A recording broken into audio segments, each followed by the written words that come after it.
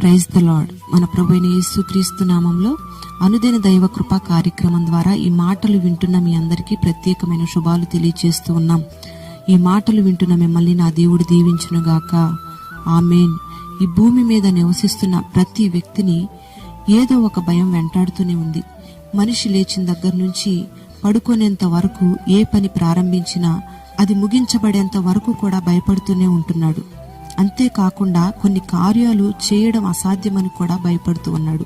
అందుకే ప్రభు అంటున్నాడు మత్తయి సువార్త 10వ అధ్యాయం 30వ వాక్యంలో, మీ తల వెంట్రుకలన్నీ లెక్కింపబడి ఉన్నవి, మీ తండ్రి సెలవు లేక ఒక్కటైనా నేలను పడదు గనుక భయపడకుడి అని. Praise the lord. మన ప్రభువైన యేసయ్య శిష్యులకు బోధిస్తూ ఉన్నప్పుడు వారు అనేక విషయాలను గూర్చి భయపడుతున్నట్లు ఆయన గమనించి ఈ మాటలు వారికి తెలియపరుస్తూ వచ్చాడు. మరి ఈ మాటలు విన్న ఆ శిష్యులు ఎంతగానో ధైర్యం పొందుకున్నారు. చూడండి, ఈ మాటలు వింటున్న మన జీవితాలలో కూడా దేవుడి ధైర్యాన్ని, ఆదరణను నింపునుగాక. ఆమేన్. చూడండి, ఈ మనిషి శరీరంలో అనేక అవయవాలున్నాయి. అయితే దేవుడు వెంట్రుకలను మాత్రమే లెక్కించాను అని ఎందుకు అంటున్నాడంటే, ప్రతి మనిషి దేహంలో ఉన్న అవయవాలన్నిటినీ లెక్క పెట్టగలండి. కానీ వెంట్రుకలను లెక్క పెట్టడం ఏ మనిషికి కూడా సాధ్యం కాదు. అంటే మనుషులకు సాధ్యం కాని అసాధ్యమైన కార్యాలన్నిటినీ నా దేవుడు సాధ్యపరచగలడు అని తన బోధ ద్వారా మనకి తెలియపరుస్తూ మనల్ని ధైర్యపరుస్తూ ఉన్నాడు. మరి ఆయన ఎవరికి కార్యాలను సాధ్యపరుస్తాడు అని ఆలోచన చేస్తే, ఎవరైతే విశ్వాసంలో స్థిరపరచబడి దేవుని మీద ఆనుకుని దేవుని కొరకు జీవించి దేవుని మాటకు లోబడతారో వారి జీవితాలలో మాత్రమే అసాధ్యమైన కార్యాలన్నీ కూడా సాధ్యపరచబడుతూ ఉంటాయి. Praise the lord. మరి పరిశుద్ధ గ్రంథంలో పౌలు దేవుని కొరకు ఎంతో శ్రమపడ్డాడు. దేవుని నామం నిమిత్తమై ఖైదీగా మార్చబడ్డాడు. ఈ పౌలు ఇంకొంతమంది ఖైదీలు కలిసి విచారణ కొరకు ఓడలో ప్రయాణమై ఇటలీ ప్రాంతానికి వెళుతూ ఉన్నారు. చూడండి, ఇంతలో ఆ ఓడ ప్రయాణం అపాయకరంగా మారబోతుందని దైవజనుడైన పౌలు గ్రహించి వారిని ఆ ఓడను ఆపమని హెచ్చరిస్తూ వచ్చాడు. అయినా వాళ్ళు ఏ మాత్రం కూడా పౌలు మాట వినకుండా ఓడ యజమానుడు చెప్తున్న ఆలోచన ప్రకారంగానే వాళ్ళు నడిపించబడుతూ ఉన్నారు. కొంతసేపటికి భయంకరమైన పెనుగాలి విసిరి ఆ ఓడ బద్దలైపోయే పరిస్థితికి వచ్చింది. చూడండి, దైవజనుడైన పౌలు దేవుని ఆలోచన ద్వారా చెప్పిన ఆ మాటను వినకపోవడం ద్వారా ఇటువంటి భయంకరమైన పరిస్థితి కలిగింది. ఆ ఓడలో ఉన్న వాళ్ళు ఓడ దూకి పారిపోవాలని ప్రయత్నం చేస్తూ ఉన్నారు. అయితే పౌలు అంటున్నాడు, ఇప్పుడైనా ధైర్యం తెచ్చుకోనండి, మీరు ఓడలో ఉంటేనే మీకు ఏ హాని కలగదు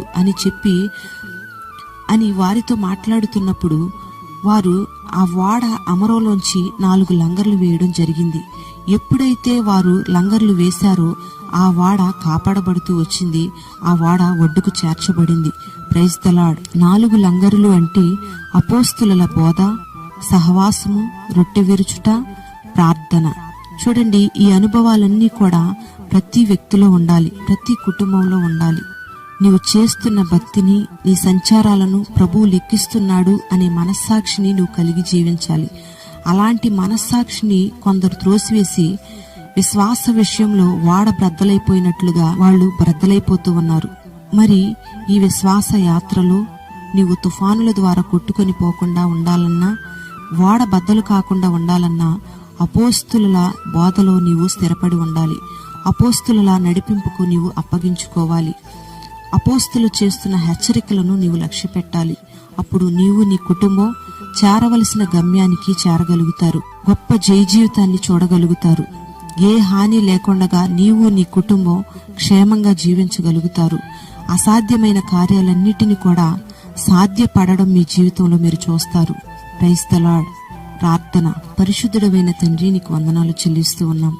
ఈ మాటలు విన్న నీ బిడ్డల్ని మీరు దీవించండి.